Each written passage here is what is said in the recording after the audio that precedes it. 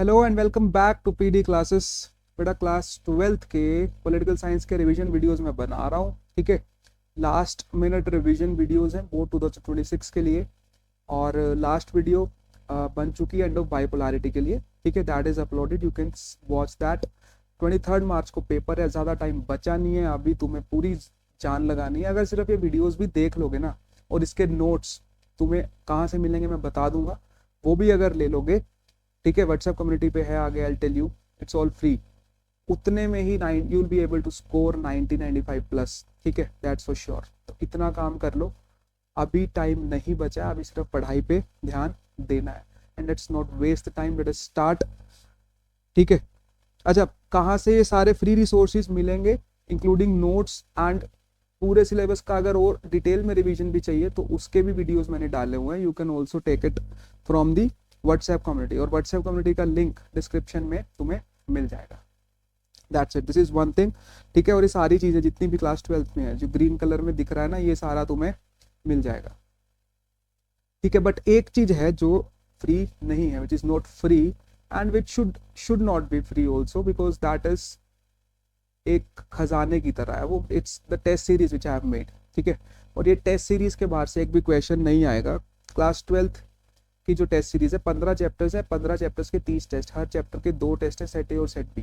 ठीक है, वो 2 टेस्ट के बाहर से कुछ आने वाला नहीं है। I personally evaluate also those test for you. ठीक है, तुम्हारे कहाँ कहाँ मिस्टेक्स हो रही है, कंटेंट में क्या मिस्टेक है, आंसर राइटिंग में क्या मिस्टेक है, क्या स्ट्रक्चर में इश्यूज आ रहे हैं, सो वो सारा विल डिस्कस। ठीक है, so I get to know your weaknesses and that's how will improve that. ठीक है, और इसके बाहर से कोई भी क्वेश्चन आने वाला नहीं है, दैट इज फॉर श्योर। तो ये अगर टेस्ट सीरीज कर लिया तो बात खत्म। टेस्ट सीरीज कैसे परचेज करना है, व्हाट्सएप कम्युनिटी में जाके या तो मुझे व्हाट्सएप पे डायरेक्टली मैसेज कर दो। ठीक है, अदरवाइज टेक्स्ट मी एट 8168311683 12516। ठीक है, उस पे टेक्स्ट कर दोगे तो भी वहां से भी परचेज कर सकते हो, या फिर ये स्कैनर तुम्हें, this is the QR code, ये स्कैन करके पेमेंट करके और मुझे इस नंबर पे स्क्रीनशॉट शेयर कर दो, I will give you the access. ठीक है, that's it, this is one thing. Now let us start the topic of today. आज का जो चैप्टर है that is contemporary centres of power, which is your second chapter in the book number 1। First of all, a little context, we'll be a little quicker today. A little context to why this chapter is here and what is the basic meaning of this chapter. अब ध्यान से सुनना, first chapter में we discussed about end of bipolarity, है ना, end of bipolarity।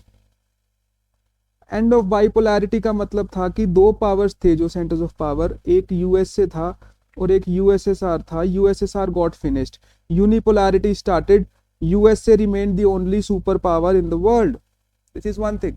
अब यार बाकी सारे चैप्टर्स में यही चेक करना है, is there any other power that can counter USA और not. That's why your second chapter is contemporary centres of power, कि यार और कोई सेंटर्स ऑफ पावर है क्या यूएसए के अलावा पूरी दुनिया में, which can be a potential threat to USA. ये सारी बातें हमने इस चैप्टर में समझनी है।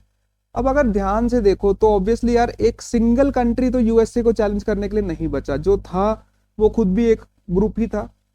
It was a union of Soviet socialist republics that also integrated. So पूरी दुनिया में यूएसए को काउंटर करने के लिए कोई सिंगल कंट्री का तो फायदा है नहीं, इसीलिए ग्रुप ऑफ कंट्रीज की बात करेंगे। अलग अलग रीजन्स में पूरी दुनिया में जो कंट्रीज एक साथ है, उन्होंने ग्रुप्स बना लिए यूएसए को काउंटर करने के लिए। फॉर एग्जाम्पल, जिसमें से 2 मेजर ग्रुप्स की हम बात करेंगे, one is European union, second is ASEAN. और ये 2 अलग अलग रीजन्स के हैं, European union a group of European countries and ASEAN a group of South east Asian countries. These two regional organizations became prominent after the disintegration of USSR in 1991। ठीक है, ये बात हमने याद रखनी है। जस्ट अ सेकेंड,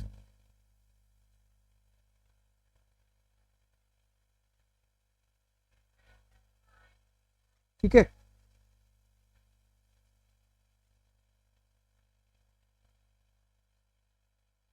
चलो। So this is one thing, you and ASEAN की तुमने हमने मेजरली इसमें बात कर रहे हैं, these are the regional organisations. Why? Because a single country can not counter USA as of now. We will agree to that also. ठीक है, now let's come to the topics quickly.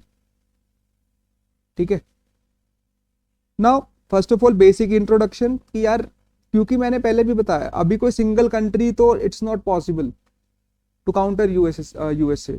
So therefore introduction में हम बात करेंगे कि what are regional organisations and what are their objectives. और वो क्यों जो ज्योग्राफिकल प्रॉक्सिमिटी में होते हैं वही क्यों रीजनल ऑर्गेनाइजेशन बनती है. एक ही क्वेश्चन इसमें करना है हमने. ठीक है, टोटल 10 क्वेश्चंस के थ्रू पूरा chapter I will try to cover.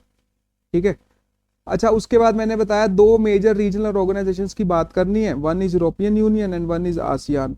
उसके अलावा एक कंट्री अगर कोई है जो थ्रेट कर सकता है यूएसए की डोमिनेंस को, या फिर in future that can be a potential threat to USA dominance, that is China.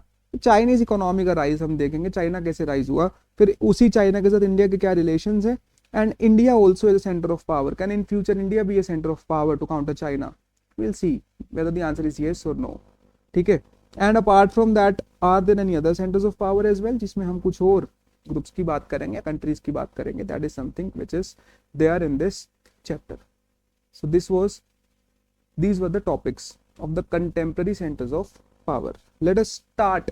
Now will not be wasting the time because we have lesser time, है ना. पेपर आ चुके हैं अभी, क्योंकि सिर पे खड़ा है पेपर. 23 मार्च को तुम्हारा पेपर है. First topic, first question, how does geographical proximity influence the formation of regional organizations? geographical proximity मतलब कि जो geographically पास पास है वही अक्सर क्यों रीजनल ऑर्गेनाइजेशन बनाते हैं. यार थोड़ा दिमाग लगाओ. अगर फॉर एग्जाम्पल यार, लेट्स से एक ह्यूमैनिटीज के 2 सेक्शंस है एक स्कूल में, एक स्कूल साइंस के 2 सेक्शंस है और कॉमर्स के 2 सेक्शंस है, तो वो एक इकट्ठे उनकी कुछ कॉमन प्रॉब्लम्स होंगी ना, इसीलिए तो वो एक ग्रुप है ना.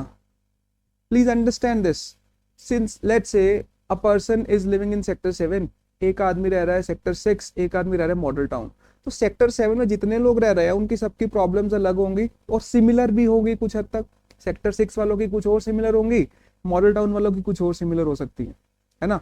यही बात है कि जो ज्योग्राफिकली साथ साथ है वो क्यों अक्सर रीजनल ऑर्गेनाइजेशन बनाते हैं, क्योंकि उनके सिक्योरिटी इश्यूज कॉमन होंगे, उनके सोशियो कल्चरल इश्यूज कॉमन होंगे, इकोनॉमिक इश्यूज कॉमन होंगे.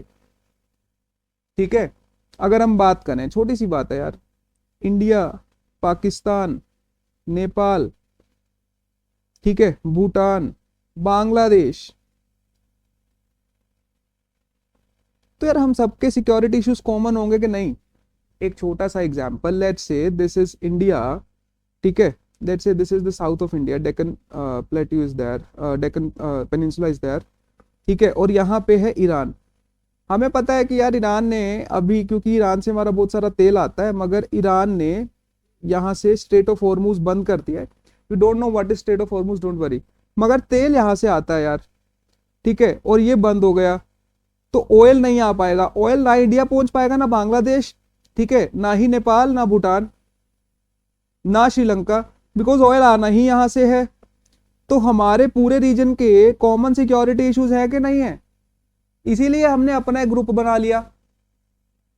ठीक है, please understand this. This is why geographical proximity influence the formation of regional organizations, because you have common security issues, common socio-cultural issues, common economic issues. That's it. ठीक है, हमारे मुद्दे similar होंगे ना, बात खत्म. आप चलते हैं आगे. ठीक है, चलो let's talk about the first most important regional organisation, European Union. इसको ना अच्छे से समझ लेना एक बार, कुछ खास नहीं है इसमें. अगर मैं तुम्हें सही से बताऊं ना, डरते हैं सारे बच्चे यार ईयू कैसे करेंगे, डिफिकल्ट क्वेश्चंस होते हैं, ये होता है वो होता है. सुन लो एक बार, कुछ नहीं है.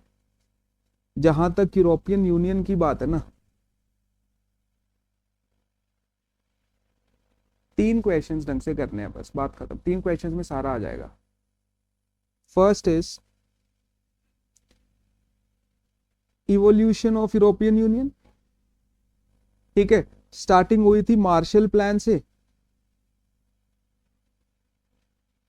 बन गया लास्ट में European Union. So evolution of European Union from Marshall Plan to EU, ठीक है। And originally it was an economic union. Question इस सेंस में पूछा जाएगा that evolution of European Union from an economic to a political union, बन गया more और less political as a union को। तो फर्स्ट क्वेश्चन इज इवोल्यूशन, बात खत्म।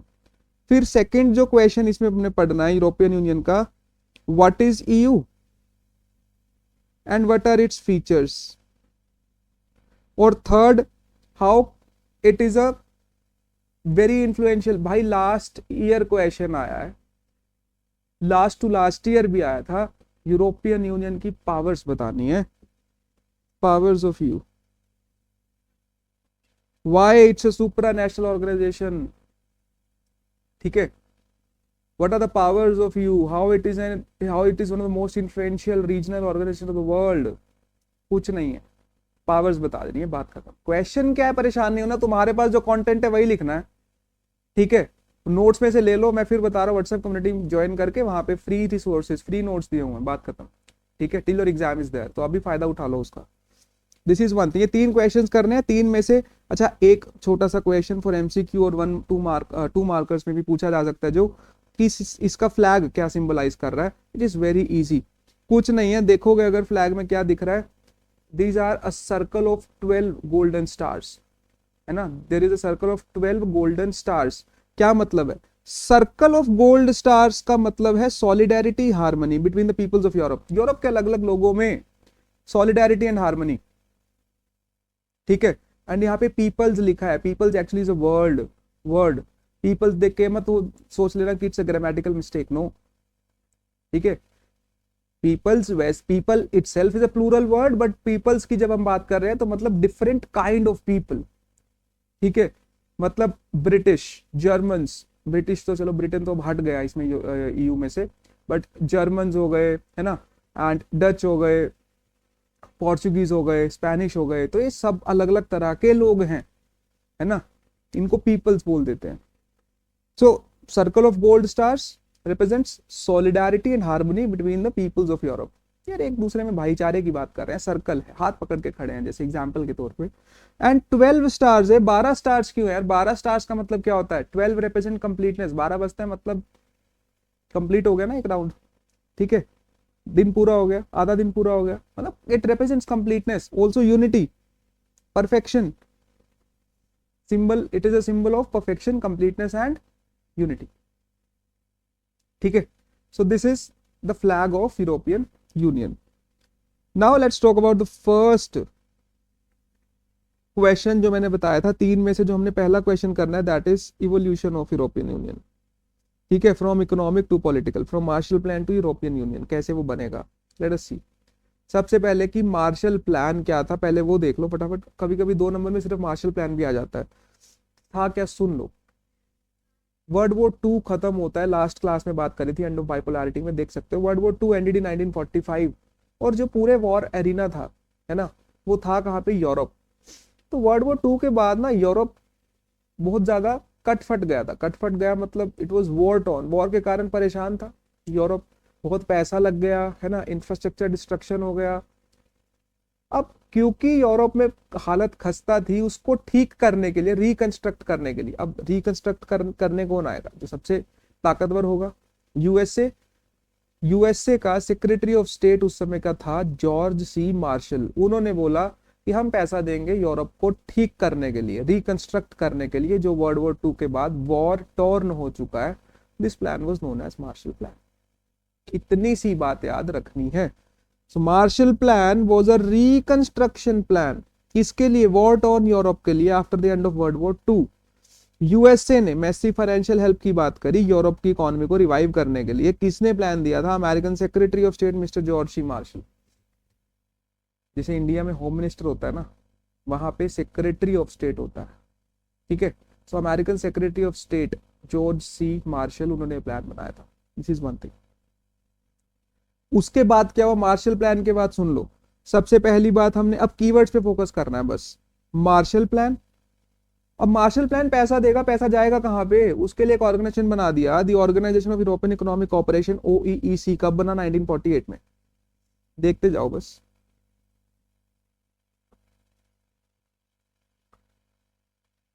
Marshall plan,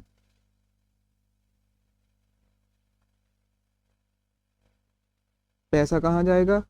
ओईसी, organisation of European economic cooperation, 1948। अगली चीज आगे देखो, फिर 1949 में एक और चीज होती है जो काउंसिल ऑफ यूरोप बन जाता है। Next 1949 council of Europe. बस ये कीवर्ड्स याद रखने हैं।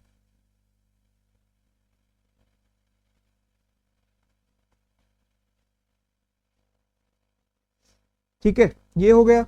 नेक्स्ट काउंसिल ऑफ यूरोप के बाद 1957 में यूरोपियन इकोनॉमिक कम्युनिटी बना दिया, EEC, European economic community, 1957। EEC, European economic community, 1957। After that बोला यार एक क्या, कभी ओईसी, कभी द काउंसिल ऑफ यूरोप, कभी ईईसी, बोले कुछ एक ऐसा प्लेटफॉर्म बनाओ जहां पे इकोनॉमिक पॉलिटिकल सब बातें कर पाओ। तो यूरोपियन पार्लियामेंट बना दिया 1958 में। 1958 European parliament, please remember it's not EU parliament. EU अभी तक एग्जिस्ट नहीं कर रहा जहां तक हम पहुंचे हैं। यूरोपियन पार्लियामेंट कब बना है? 1958 में। ठीक है, दिस इज वन थिंग। और उसके अलावा लास्ट में फिर 1992 में यूरोपियन यूनियन ही बना दिया गया। ये किस ट्रीटी के तहत बना था ये हम नेक्स्ट क्वेश्चन में पढ़ते हैं, don't worry. European Union in 1992, please remember the date. ठीक है, ट्रीटी देख लो, अभी बता रहा हूं। It was made under the treaty of maastricht।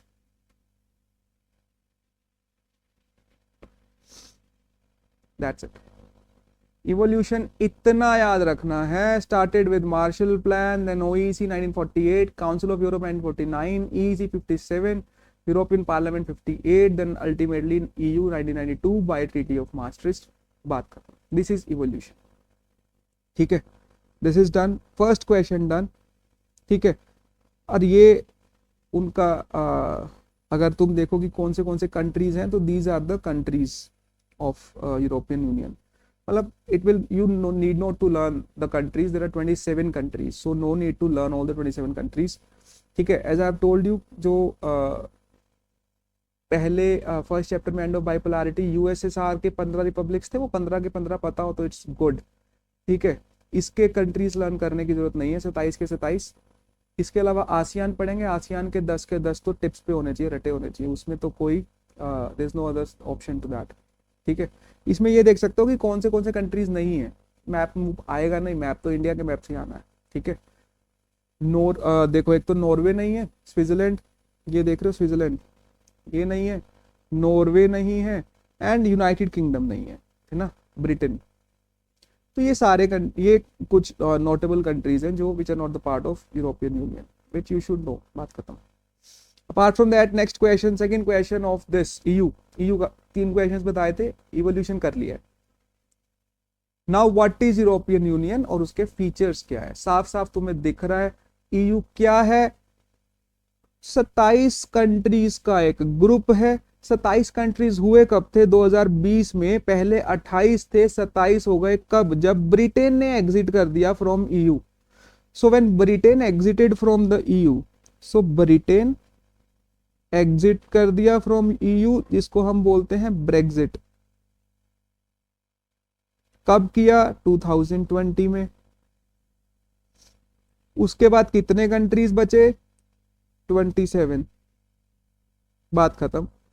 Collective decision making body है यार, 1992 में ट्रीटी ऑफ maastricht के तहत बनी थी। फीचर्स क्या है देख लो, अपना इनका झंडा है, अपना नेशनल एंथम है, अदरवाइज तो flag and national anthem is specific to a country, but this is a continent, no. Europe उसका यूनियन है, यूरोपियन यूनियन, उनका अपना एक झंडा है, नेशनल एंथम है। It's a regional organisation, but still they have a separate flag and national anthem, है ना।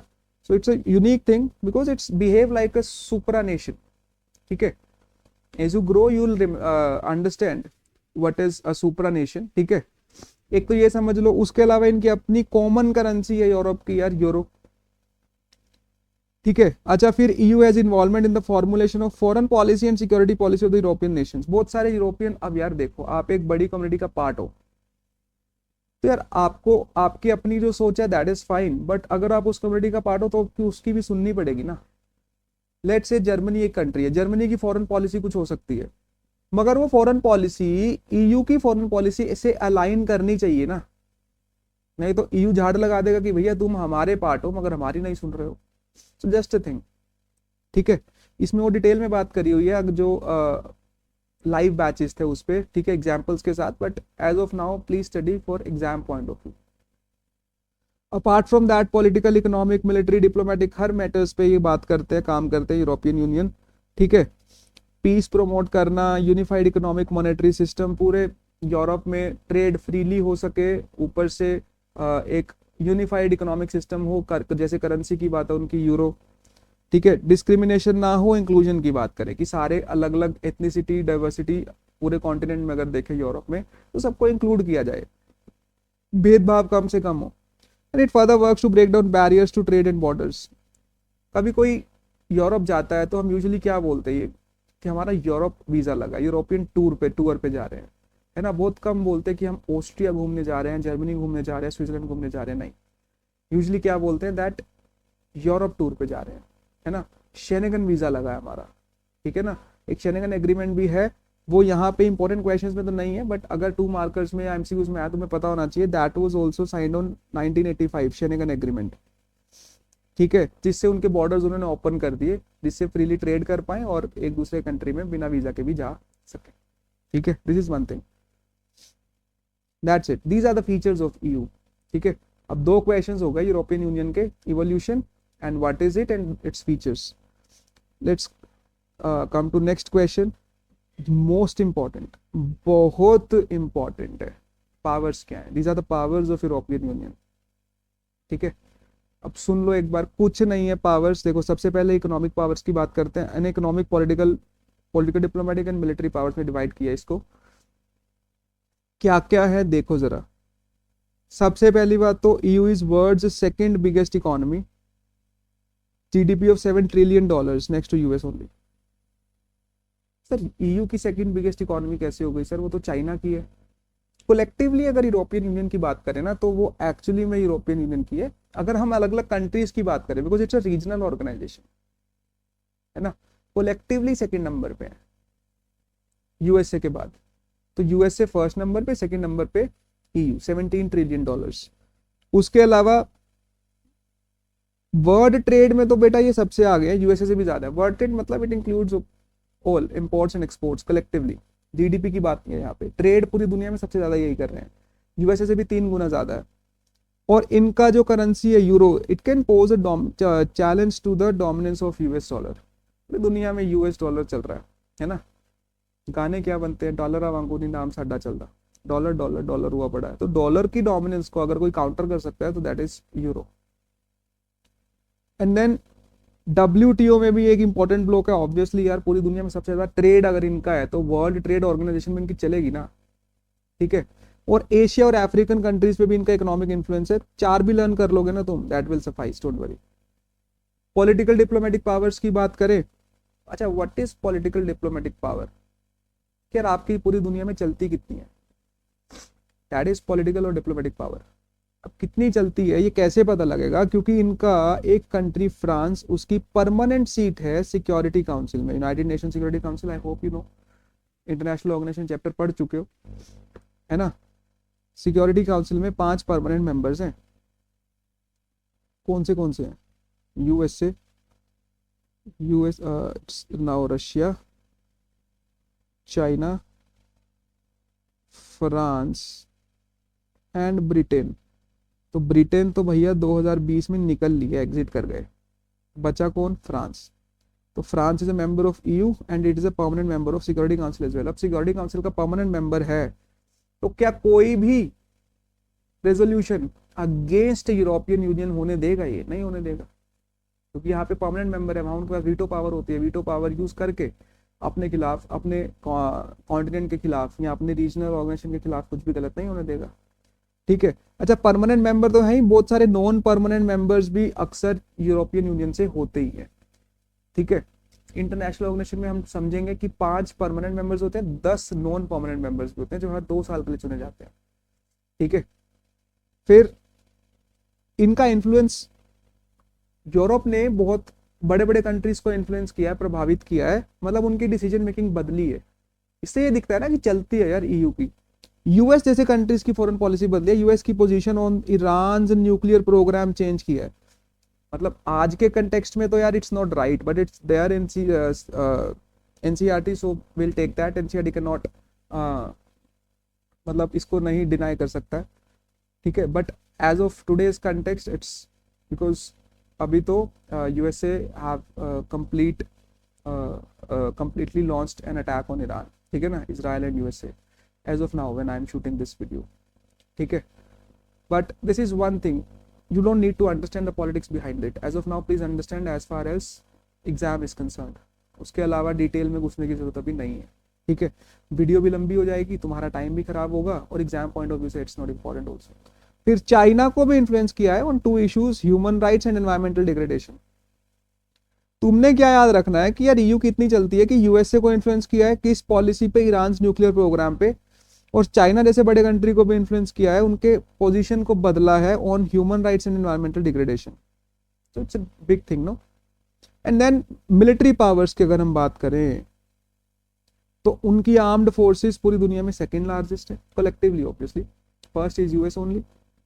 एंड मिलिट्री एक्सपेंडिचर भी सेकंड नंबर पे है, यूएसए के बाद सेकंड नंबर पे मिलिट्री एक्सपेंडिचर, खर्चा मिलिट्री पे कितना कर रहे हैं, सेकंड नंबर पे वो भी पूरी दुनिया में।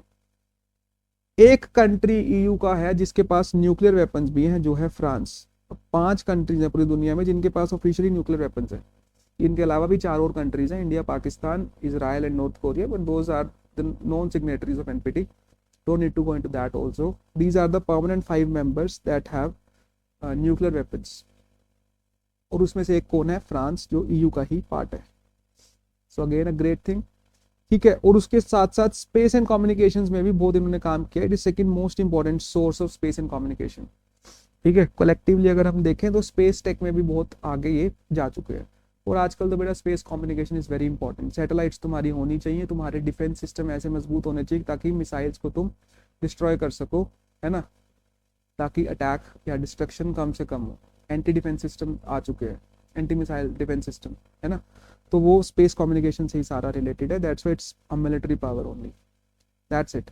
ये सारी चीजें क्या है अब, these are powers of European Union that makes Europe European Union a very influential organization in the world. This is one thing. अब चलते हैं आसियान पे, which is the second most important regional organization. ठीक है, इसके भी पहले झंडे की बात कर लेते हैं फटाफट से। I hope that European union is clear. 3 questions, evolution, what is you and its features, powers, बात खत्म। आसियान, आसियान का झंडा देख लो, क्या दिख रहा है ये यार। अगर कभी किसी ने धान कटी हुई देखी है ना, जीरी कटी हुई देखी है, तो वो धान के जो वो बना देते हैं ना ऐसे राउंड करके, तो ये वही है 10 स्टॉक्स ऑफ पैडी, जिसको पैडी बोलते हैं। ठीक है, आसान भाषा में राइस तुम्हारे चावल, मगर चावल की जो फसल होती है कटने के बाद उसको ऐसे स्टैक्स करके रख देते हैं। These are 10 stocks of paddy, and 10 stocks of paddy represent 10 countries of South East Asia, जो आसियान का पार्ट है। बात खत्म। ठीक है, and they are bound together, ठीक है, इन फ्रेंडशिप एंड सॉलिडारिटी।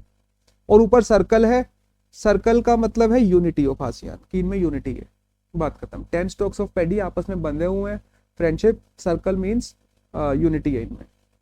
ये 10 कंट्रीज हैं, 10 के 10 तुम्हें रटे होने चाहिए, इसका कोई समाधान नहीं है, पता ही होना चाहिए, सीधी सी बात है। ठीक है, इसको लर्न करने का एक तरीका है। 5 फाउंडिंग मेंबर्स हैं और 5 उसके अलावा कंट्रीज हैं। अगर वैसे तो सीरीज में देखो इंडिया के साथ साथ अगर कैसे, तो फर्स्ट इज म्यांमार, है ना, और थाईलैंड। उसके अलावा ये लाओस, कंबोडिया एंड वियतनाम, इन तीनों को एक साथ याद कर लो, Laos, Cambodia, Vietnam. Myanmar, Thailand, Laos, Cambodia, Vietnam. और फिर ये सारे आइलैंड्स पे आ जाओ। ठीक है, जिसमें Malaysia and Singapore and Indonesia. अगर देखो तुम, ये पिंक वाला ऊपर मलेशिया है,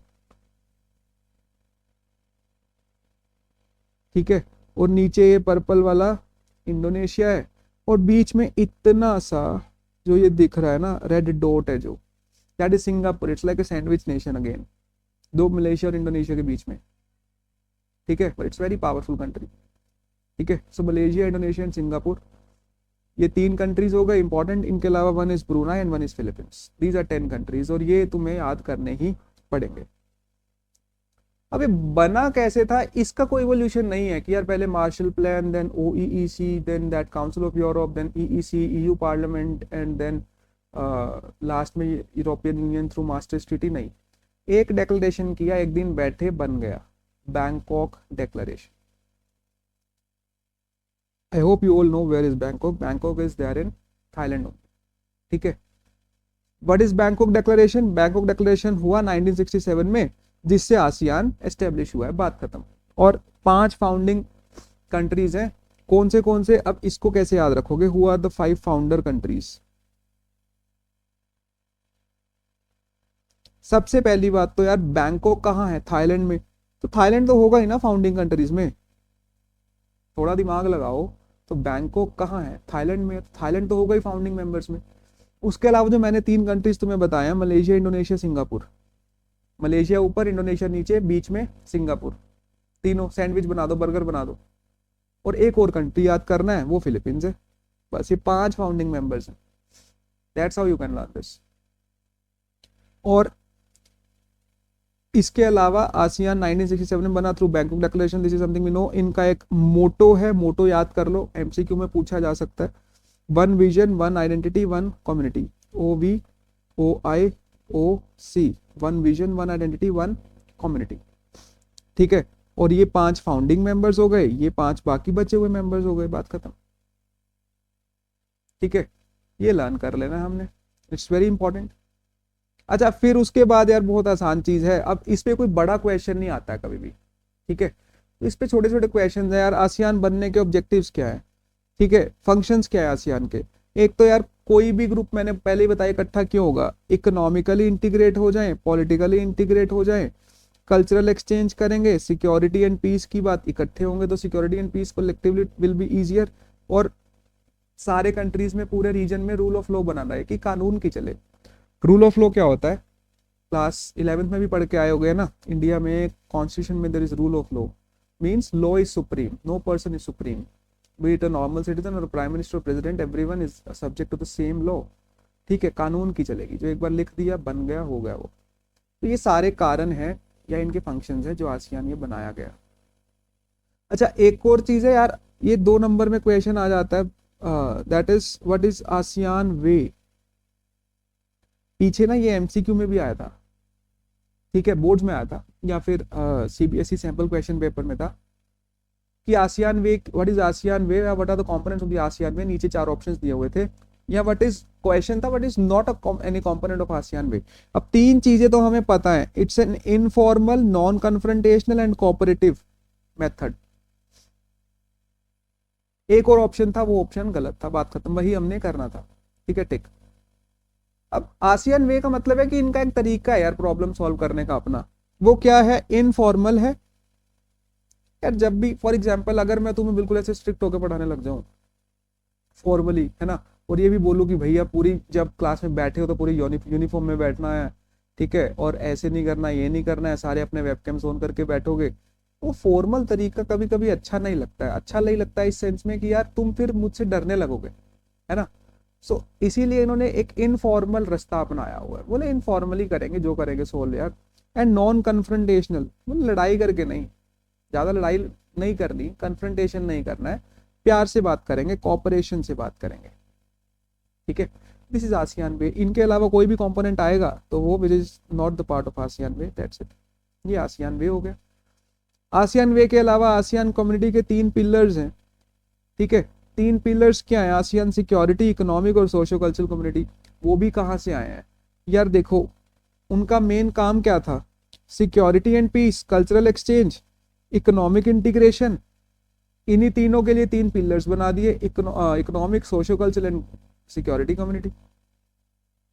और इनके ऑब्जेक्टिव्स हैं अलग अलग, इसको पढ़ लोगे ना बस हो जाएगा ये, इसमें ज्यादा टेंशन लेने की बात ही नहीं है। इसके लिए तो तुम्हें सिर्फ नोट्स चाहिए मेरे, मैंने कीवर्ड्स और पॉइंट्स बनाए हुए हैं, you have to learn those, that's it. ठीक है।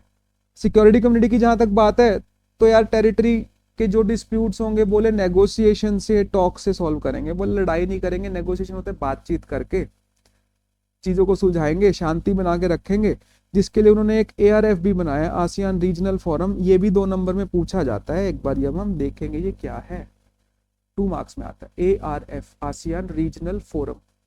आसियान रीजनल फोरम का एक ही काम है,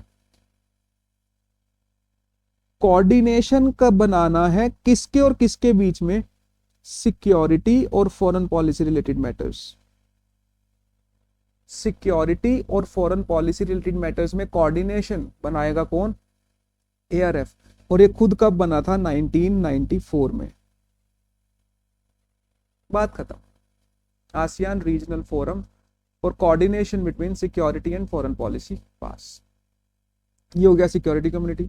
economic community, common market and production, socio economic development, dispute settlement आसान करने के लिए कोई नया मैकेनिज्म बनाया जाए ताकि लड़ाई जो भी हो वो इजीली सॉर्ट आउट हो जाए, है ना। कोई भी इकोनॉमिक मतलब ट्रेड को लेके कोई इशू हो जाए तो। और फ्री ट्रेड एग्रीमेंट साइन करे जाए ताकि इन्वेस्टमेंट, लेबर, सर्विसेज आसान हो जाए उनका ट्रांसफर करना, मतलब कंट्रीज के बीच में ट्रेड ईजी करना है। अगर डिस्प्यूट हो जाए तो उसके सेटलमेंट के मैकेनिज्म कुछ प्रॉपर बने हो ताकि लड़ाई कम से कम हो। ये सारी बातें इकोनॉमिक कम्युनिटी की। And other if apart from it if you write anything else that will also be correct. No, इतना बड़ा इकोनॉमिक कम्युनिटी है तो यार कुछ जो तुम लिखोगे वो भी तो इसका ऑब्जेक्टिव होगा ही ना। मतलब हर क्वेश्चन में ऐसे नहीं कर देना, इसमें बता रहा हूँ तो करना है, ठीक है। पता लगे सब में ये कर रहे हो नहीं, write appropriate things, but these are certain open ended questions which you can write, don't worry.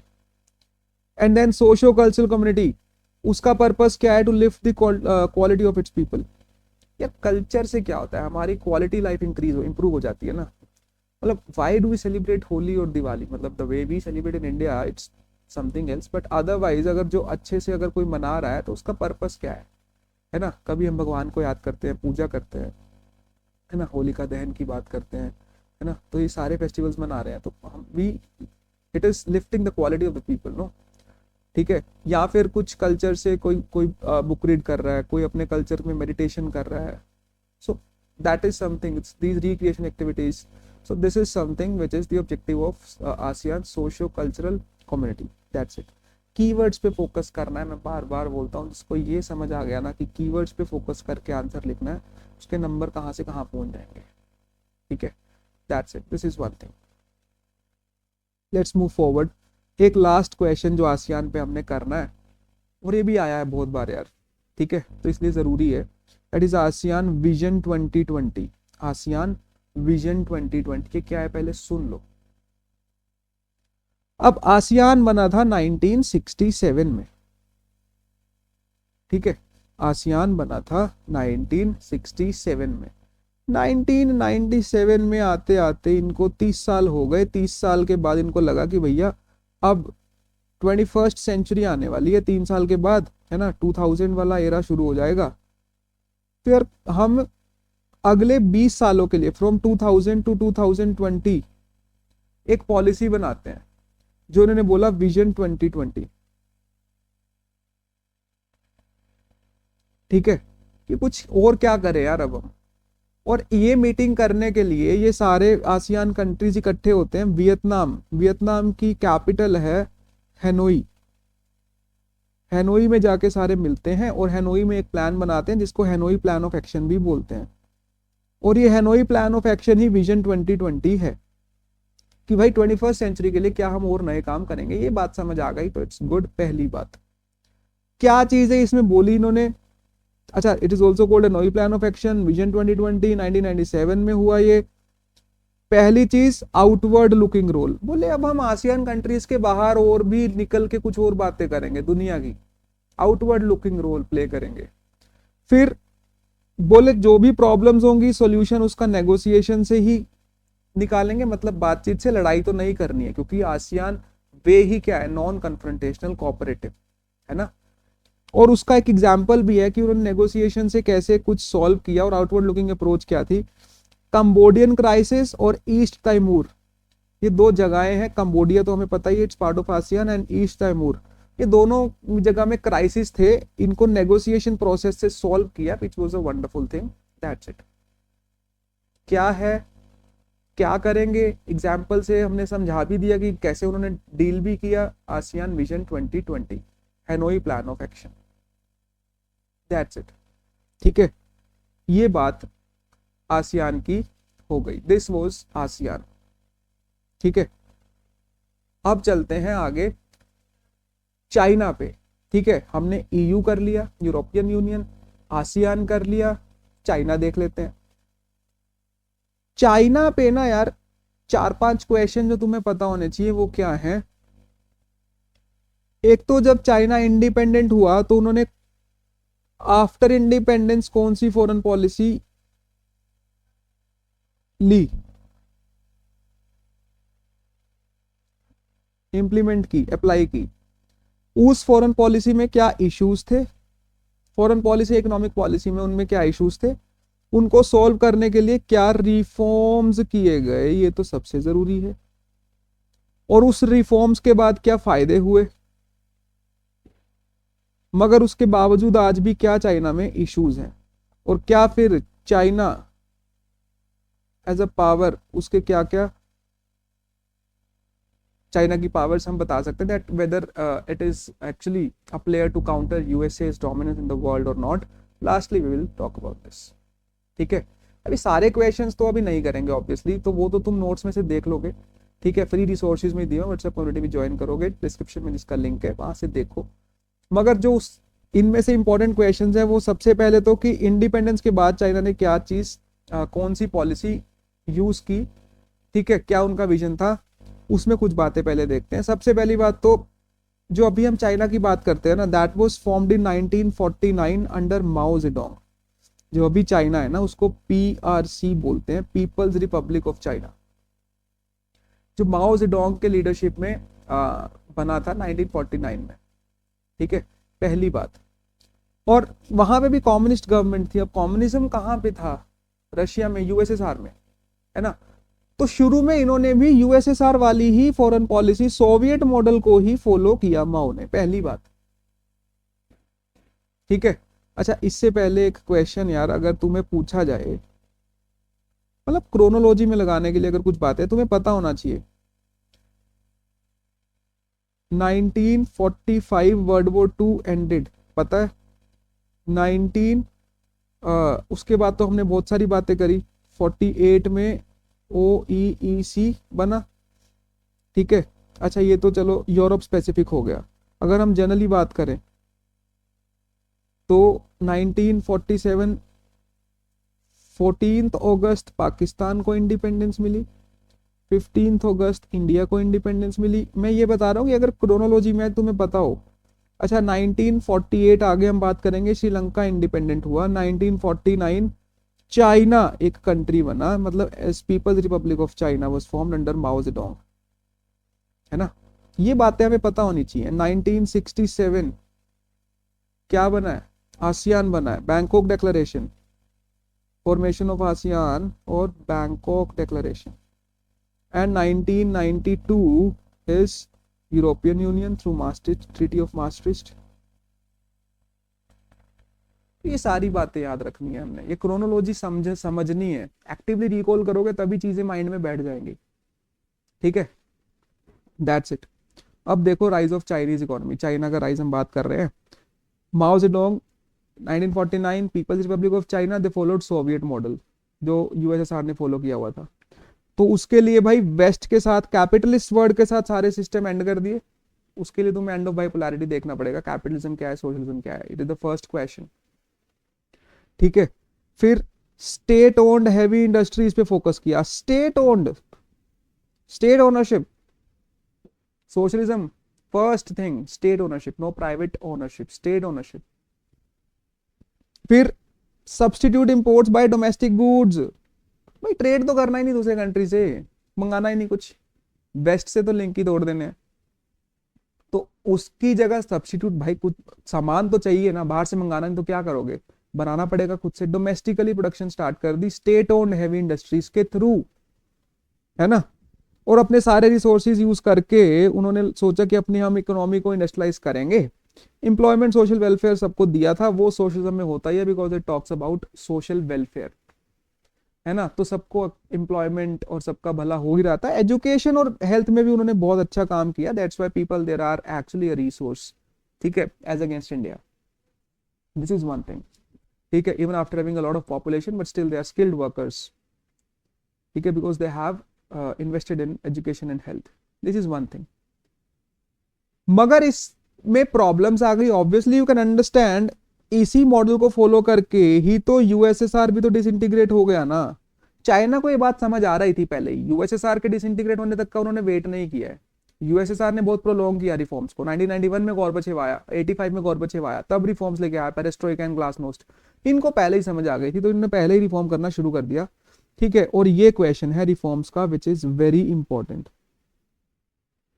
Tips पे होना चाहिए। क्या क्या रिफॉर्म्स की चाइना ने प्रॉब्लम्स को सॉल्व करने के लिए? सबसे पहली बात तो पॉलिटिकल एंड इकोनॉमिक आइसोलेशन को खत्म कर दिया। आइसोलेशन, जो अलग अलग रह रहे थे, कैपिटलिस्ट वर्ड से लिंक खत्म नहीं, अभी लिंक शुरू कर दिए। कब? 1972 में, पहली चीज। So end of political and economic isolation. फिर उनके वहां एक लीडर थे ज़ोउ एनलाई। ज़ोउ एनलाई ने 4 मॉडर्नाइजेशन की बात करी जिन पे उन्होंने काम भी किया। बोले अगर ये 4 सेक्टर्स हमारे मॉडर्नाइज हो जाए तो चीजें बदल जाएंगी। 1973 में उन्होंने दिए थे agriculture, industry, science and tech and military, these 4। फिर मेजर चेंज जो आता है वो 1978 में आता है। वहां पे एक लीडर आते हैं डेंग जियाओपिंग। क्या नाम है? डेंग जियाओपिंग। उनकी पॉलिसी थी open door policy. Open door policy मतलब दरवाजे खोल दिए। बोले अब कोई भी यहाँ पे इन्वेस्ट कर सकता है, इन्वेस्टमेंट करो, हमें ग्रो करो, कोई दिक्कत नहीं है, and will do trade also, ठीक है। एक तो पॉलिटिकल इकोनॉमिक आइसोलेशन खत्म किया, 4 मॉडर्नाइजेशन की बात करी, ओपन डोर पॉलिसी कर दी, डेंग जियाओपिंग लेके आया। फिर मगर इन्वेस्टमेंट्स की बात करी कि फॉरेन कंट्रीज आके यहाँ पे इन्वेस्ट कर सकते हैं, कोई दिक्कत नहीं है, मगर these reforms will be according to Chinese way. सुनो अब जरा, यूएसएसआर में क्या हुआ था? Reforms were so sudden that it led to shock therapy, because the sudden from a socialist system to a capitalist one was so sudden, suddenly, है ना, change was so sudden, that's why it was like a shock to them। ये इनको पता था कि यार हम एक ही दम नहीं करेंगे, उन्होंने अपने तरीके से किया। क्या था इनका अपना तरीका? that was gradual change, gradual privatization। एक ही दम सबको प्राइवेटाइज नहीं किया। वहां पे क्या हो गया था? लार्जेस्ट गैराज सेल, एक ही दम सब कुछ प्राइवेटाइज कर दिया। इन्होंने क्या किया? पहले एग्रीकल्चर को प्राइवेटाइज किया 82 में, इंडस्ट्री को किया 1998 में, है ना। देन स्पेशल इकोनॉमिक जोन्स बनाए, SEZ, स्पेशल इकोनॉमिक जोन्स। बोले हर जगह बाहर की इन्वेस्टमेंट नहीं होगी। बोले फिर हमारे वाले लोग क्या करेंगे जो अभी इतने एडवांस नहीं है ना। I always give this example, मतलब लेट्स से मैं और तुम मिलके हमने कंपनी बना ली माई फोन करके, मगर whether will be able to compete with iPhone? No, because उन्होंने इतने समय से रिसर्च किया हुआ है, उन्होंने इतना एडवांसमेंट कर लिया है कि अभी वहां तक पहुंचना और वो कोस्ट पे पहुंचना, वो लेवल की टेक्नोलॉजी उस कोस्ट पे देनी, whether will be able to compete, whether my phone will be able to compete with iPhone? No, है ना। सो ऐसे तो चाइना को लगा यार डोमेस्टिक जो हमारे प्रोड्यूसर्स हैं वो तो कुछ कर ही नहीं पाएंगे, बना ही नहीं पाएंगे, है ना। इसीलिए बोले बाहर के लोग इन्वेस्टमेंट करो, आईफोन लाना है ले आओ, कोई दिक्कत नहीं, मगर सिर्फ कुछ ही एरियाज में तुम इन्वेस्टमेंट करोगे, वो है स्पेशल इकोनॉमिक जोन्स, SEZ, ठीक है। This is one thing. और उसके बाद चाइना WTO में भी एक्सीड कर देता है 2001, ये ईयर जरूर याद रखना, ठीक है। MCQ में पूछा जा सकता है, when China acceded to World Trade Organization, it's in 2001, that's it, ठीक है। अब ऑब्वियसली क्योंकि वर्ल्ड ट्रेड शुरू ही हो गया, इकोनॉमिक आइसोलेशन खत्म कर दिया, ओपन डोर पॉलिसी ले आए, तो मतलब WTO में भी फिर अल्टीमेटली एक्सीड कर दिया 2001 में, ठीक है। ये सारी रिफॉर्म्स उन्होंने करी। ये रिफॉर्म्स लर्न करनी है, एक बार क्विकली फिर से देख लो क्या क्या रिफॉर्म्स है यार। First is end to political and economic isolation. Political economic isolation खत्म कर दिया 1972 में। बोले यार अब अकेले अकेले नहीं रहना है जैसे पहले रह रहे थे, ठीक है। ट्रेड करेंगे दूसरे कंट्रीज के साथ, ठीक है, कैपिटलिस्ट सिस्टम के साथ हम थोड़ा सा चलेंगे, मतलब पूरा नहीं बट। देन जोउ एंड लाई उनके लीडर, उन्होंने क्या कंसेप्ट दिया, 4 मॉडर्नाइजेशंस, ठीक है। फिर 9 and this was in 1973 I believe, है ना। And then Deng Xiaoping, open door policy, 1978 open door policy पे 2 मार्क्स में भी क्वेश्चन आ जाता है directly, so you will be able to write it now. Then मगर ये सारी चीजें करेंगे चाइनीज वे में, और चाइनीज वे क्या होगा, ग्रेजुअल प्राइवेटाइजेशन। ग्रेजुअल प्राइवेटाइजेशन की शॉक थेरेपी ना लगे, जैसे 1982 में एग्रीकल्चर को प्राइवेटाइज किया, 1998 में फिर इंडस्ट्री को किया, एक ही दम नहीं किया सबको, ताकि लार्जेस्ट गैराज सेल ना हो जाए जो यूएसएसआर में हुआ था, है ना।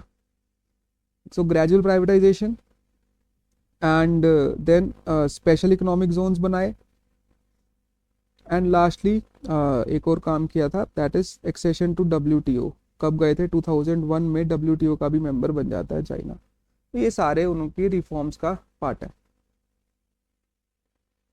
दैट्स इट, ठीक है। तो अब इतनी रिफॉर्म्स करी तो क्या चाइना एक third alternative to world power हो सकता है, मतलब यूएस यूएसएसआर के बाद, या फिर यूएसए के बाद यूएसए को चैलेंज कर सकता है कि नहीं, 2040 तक ऐसा माना जाता है कि यूएसए की इकोनॉमी को भी ओवरटेक कर लेगा, वेदर इट्स ट्रूथ और नॉट, या क्या, मतलब हम see there is no yes और no answer, even CBSE know that, everyone knows that. हम तो कुछ फैक्ट्स रख देंगे सामने कि भैया ये हमें पता है चाइना के बारे में, अब तुम एनालाइज कर लो कि whether it can be a possible counter to USA और नॉट। सीधी सी बात है, क्या बताएंगे हम उनको, भैया देखो चाइना पूरे ईस्ट एशियन ग्रोथ का ड्राइवर है। What is East Asian region, मतलब if this is this whole world and this is Asia, तो हमें पता है this is South East Asia, जिसकी आसियान की हमने बात करी। साउथ एशिया वो है जहाँ पे हम हैं, India Pakistan and all SAARC countries, next chapter में बात करेंगे। वेस्ट एशिया अरब कंट्रीज हैं सारे, है ना, मिडिल ईस्ट अरेबियन कंट्रीज, जो मैंने लास्ट क्लास में भी बात की है, यू कैन सी दैट, ठीक है, while discussing Arab Spring. And apart from that ऊपर central Asia and north of Asia is there, है ना, रशिया हो गया नॉर्थ में, सेंट्रल एशिया तो 5 सेंट्रल एशियन रिपब्लिक्स हैं, Kazakhstan, Turkmenistan, Tajikistan, Uzbekistan, Kyrgyzstan, ये सारे। ईस्ट एशिया क्या बचता है, this region is East Asia, China, है ना, एंड देन जापान हो गया, साउथ कोरिया, नॉर्थ कोरिया, ये सारे कंट्रीज। तो पूरे इन सारे कंट्रीज, इस रीजन की इकोनॉमिक ग्रोथ का ड्राइवर कौन है, एक्चुअली में चाइना है, ठीक है। अपार्ट फ्रॉम दैट और भी कुछ अच्छी चीजें हैं इनमें, पॉपुलेशन बहुत ज्यादा है एंड रिसोर्सफुल है, लैंड मास बहुत ज्यादा है, बड़ा कंट्री है, रिसोर्सेज हैं, लोकेशन बहुत अच्छी है, पॉलिटिकल इन्फ्लुएंस है। पॉलिटिकल इन्फ्लुएंस क्यों है भाई, परमानेंट मेंबर है सिक्योरिटी काउंसिल का, चाइना भी, न्यूक्लियर वेपन्स भी हैं। फिर 1980 में चाइना वर्ल्ड बैंक और आईएमएफ का भी पार्ट बन गया था, और एक और चीज वर्ल्ड ट्रेड ऑर्गेनाइजेशन का 2001 में, ठीक है। उसके अलावा जब से स्पेशल इकोनॉमिक जोन्स बनाए तो फॉरेन डायरेक्ट इन्वेस्टमेंट, एफडीआई, बहुत ज्यादा फॉरेन कंट्रीज इन्वेस्ट करने लगे, जिसकी वजह से इनके पास फॉरेन कंट्रीज का फॉरेन एक्सचेंज रिजर्व आ गया, इसको फॉरेक्स बोलते हैं, ठीक है, ठीक है। This is economics part, don't need to go into details, but just understand कि फॉरेक्स दूसरे कंट्री की करेंसी होना एक कंट्री के लिए बहुत अच्छी बात होती है, ठीक है, उसकी कंट्री को स्ट्रॉन्ग, इकोनॉमी को स्ट्रॉन्ग बनाता है, ठीक है। एंड देन अब तो ये लैटिन अमेरिका जैसे कॉन्टिनेंट्स और अफ्रीका के जैसे कॉन्टिनेंट्स में भी इन्वेस्टमेंट कर रहे हैं बहुत सारे, तो मतलब चाइना ग्रो कर रहा है, ये सारे फैक्ट्स तुम बताओगे, that's it, these are the facts that make China an influential country in the whole world, that's it, ठीक है। चलो नेक्स्ट टॉपिक फटाफट से, इंडिया चाइना के रिलेशंस क्या है, हमने इस पे एक क्वेश्चन देखना है। फेजेस में इंडिया चाइना के रिलेशंस 3 फेज में डिवाइड किया हुआ है, वो 3 फेज क्या है, ये है, ठीक है। Otherwise India China relations book number 2 में जो चैप्टर 4 है इंडिया एक्सटर्नल रिलेशंस, उसमें डिटेल्स में है, सो उसमें हम अच्छे से और बात करेंगे। इसमें एक बार पहले फेजेस देख लो कि हमारे रिश्तों में कब क्या क्या हुआ है। 3 फेजेस की बात, पहला नेहरूवियन फेज, जब तक नेहरू जी थे, और नेहरू जी थे शुरू में अच्छी चीजें हो रही थी, मगर वॉर हो गया, ठीक है, तो एक प्रॉब्लम हो गई, हमने एक दूसरे को ब्लॉक कर दिया 1962 में ही। ब्लॉक कैसे करते हैं? कंट्रीज को ब्लॉक करने का मतलब मैं जो बोल रहा हूँ कि एक दूसरे के कंट्री से डिप्लोमेटिक रिलेशंस खत्म कर दिए, मतलब अपनी एम्बेसीज बंद कर दी दूसरे कंट्री में। चाइना ने अपनी एम्बेसी हटा ली, हमने अपनी हटा ली, बोले बाहर में जाओ, एम्बेसडर्स को वापस भेज दिया, अपने को वापस बुला लिया। ठीक है, और फिर अच्छा पहले देखो फर्स्ट फेज में क्या हुआ। शुरू शुरू में भाई बहुत अच्छा चल रहा था, नारे लगते थे हिंदी चीनी भाई भाई नेहरू जी के टाइम पे। ठीक है, और इवन पंचशील एग्रीमेंट भी साइन किया हमने। वो पंचशील एग्रीमेंट क्या है, आगे क्वेश्चन है इस पे, डोंट वरी। 1954 में साइन हुआ था, और ये पंचशील एग्रीमेंट किसके किसके बीच में हुआ था, कब हुआ था, इसकी date and all everything will be important.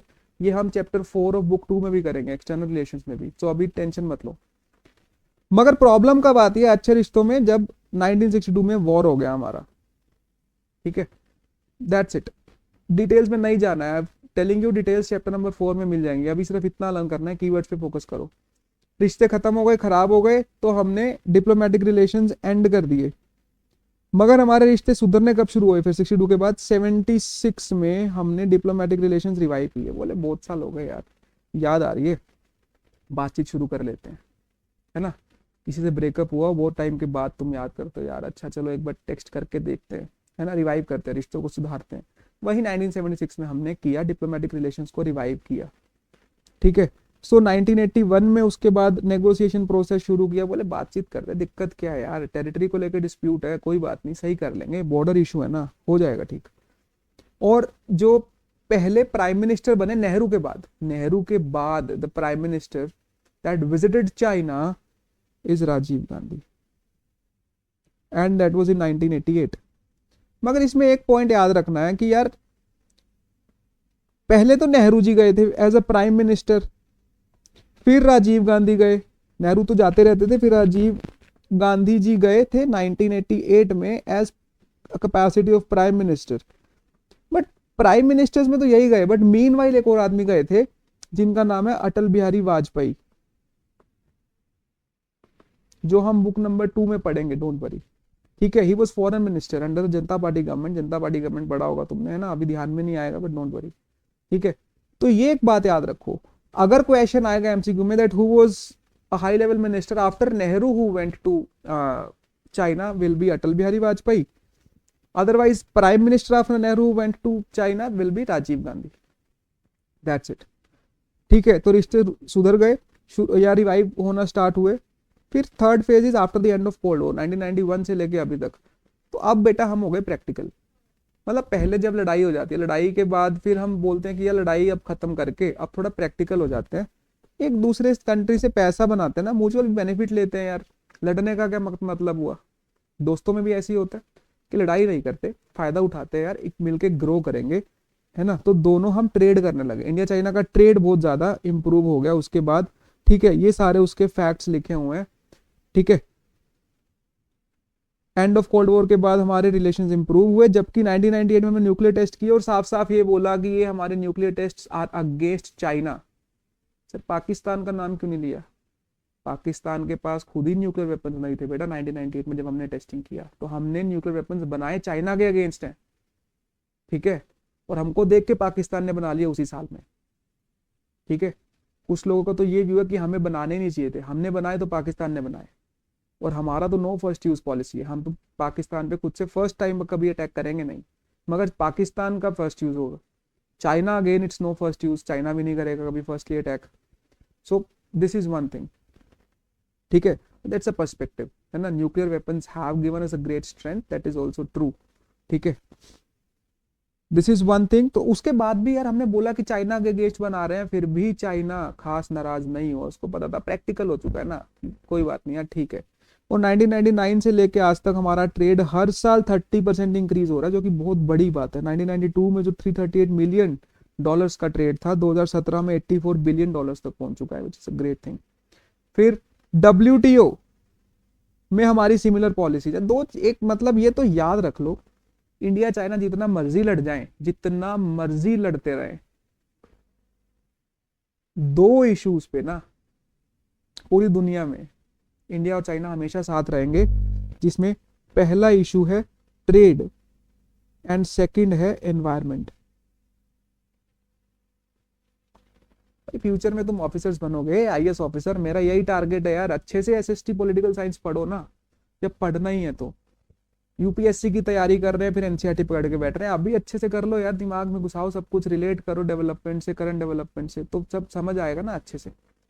Trade और एनवायरमेंट पे हम हमेशा एक साथ रहते हैं, बाकी जितना मर्जी हम लड़ते रहे। So WTO it's a trade platform, so वहां पे हमारी पॉलिसीज ऑलमोस्ट सिमिलर रहती हैं। अपार्ट फ्रॉम दैट एक इशू है हमारा जो है CPEC, China Pakistan economic corridor. अब इस पे हम डिटेल में नहीं जाएंगे ये क्या है, ठीक है। और चाइना जो यूनाइटेड नेशंस में पाकिस्तान को सपोर्ट करता है, वो चीज, ये मैंने बहुत डिटेल में डिस्कस किया है सीपेक, ठीक है। बट अभी तुम्हें एक चीज ये याद कर लो, that CPEC is an issue and that China support to Pakistan United Nations is against again an issue, जो हमारे बीच में थोड़ा सा कॉन्फ्लिक्ट का एक बात है। अदरवाइज अभी हमारे रिलेशंस प्रैक्टिकल हो चुके हैं, पैसा कमा रहे हैं, ठीक है। That is it. Panchsheel agreement जो मैंने बताया था 1954 में हुआ था इंडिया चाइना के बीच में। पंचशील, पंच मतलब 5, there are 5 principles of peaceful coexistence. बोले कोई भी दो लोगों, दो एंटिटीज के बीच में जो अच्छी अच्छी चीजें होनी चाहिए वो क्या है, वो 5 चीजें लिखी हुई हैं, ठीक है। चैप्टर 4 में ये भी समझेंगे कि किन दो एंटिटीज के बीच में हुआ था। इंडिया की तरफ से 1954 में कौन होगा यार प्राइम मिनिस्टर? ऑब्वियसली नेहरू। उधर से जोवन लाई was there.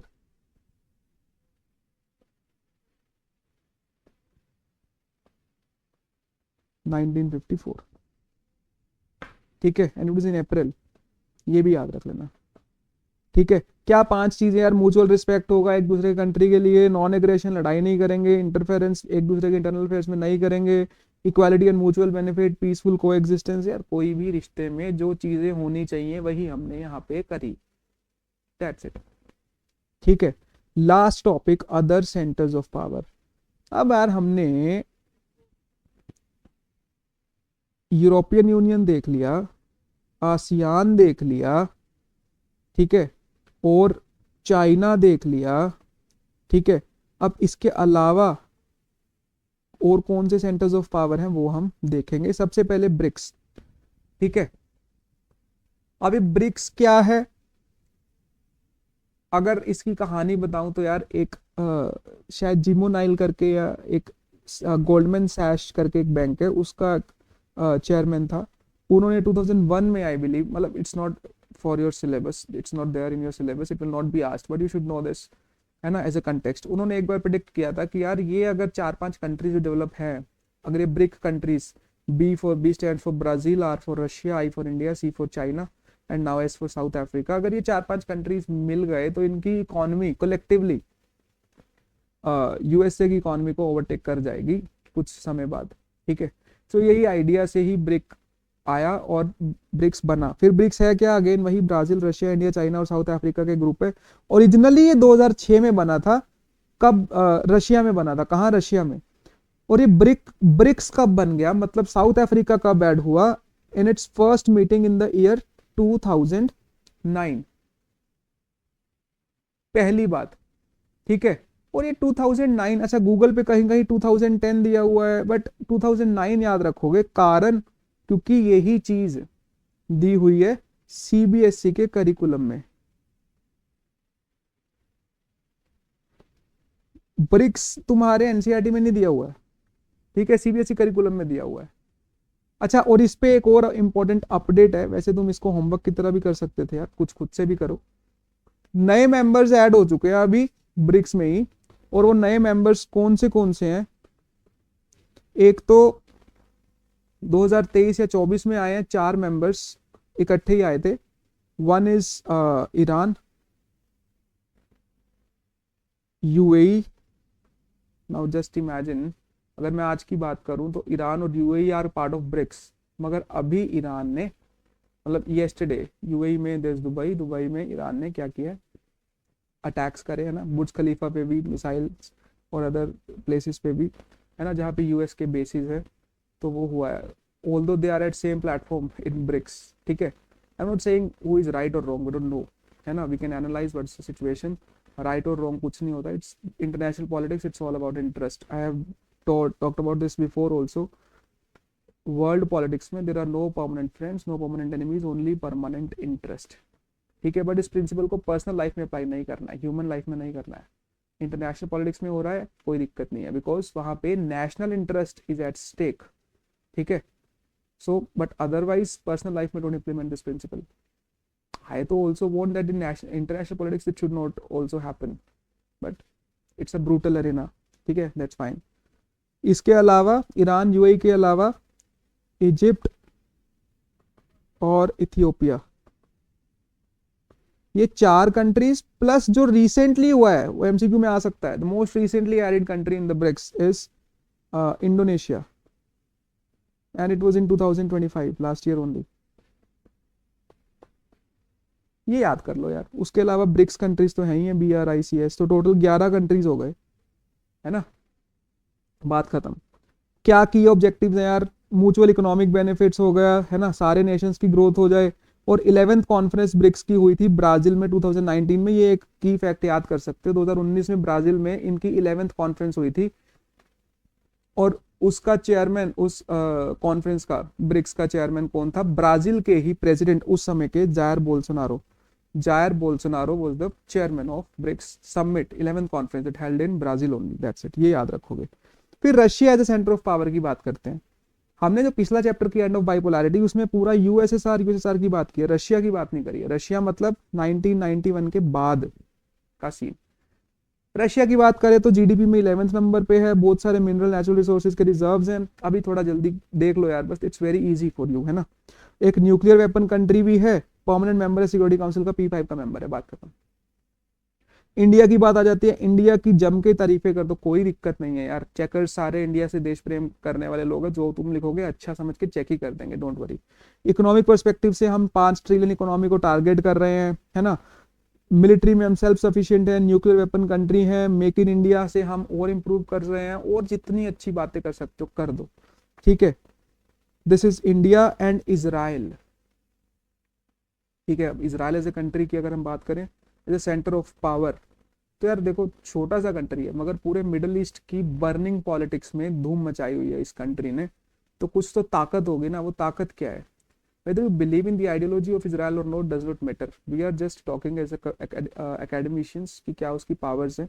Science, tech, defence, intelligence, economy, बहुत तरक्की, आगे के लोग हैं, बहुत आगे के लोग हैं. Because originally these are Jews people and Jews are so fabulous, intellectual बहुत ज्यादा है.